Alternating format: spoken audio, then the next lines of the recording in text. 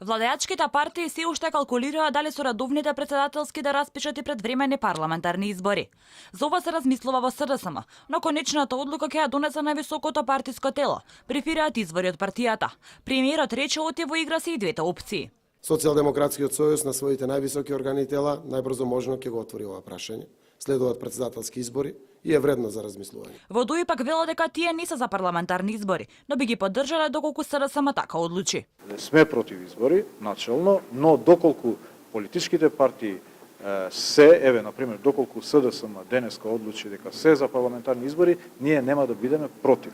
Лидерот на ВМРО ДПМН останува на барањето за предвремени парламентарни, заедно со председателски, кој го испорача веднаш по изгласувањето на уставните измени, со кои, како што рече, целосно се погази волјата на граѓаните. Доколку Социјалдемократскиот сојуз на Македонија, СДСМ и ДУИ одлучат денеска, еве рекоа петок е, да има предвремени парламентарни избори, ВМРО ДПМН и коалицијата за подобра Македонија ќе победи на тие предвремени парламентарни избори. И Алијанса на албанците повеќе пати побара изборно соочување. За предвремени избори се и од БЕСА, вела што е можно побрзо, толку подобра. И секако дека би поддржале предвремени парламентарни избори, но тоа не е работа што зависи само од нас. Во ДИК вела дека тие се подготвени за евентуални двојни избори.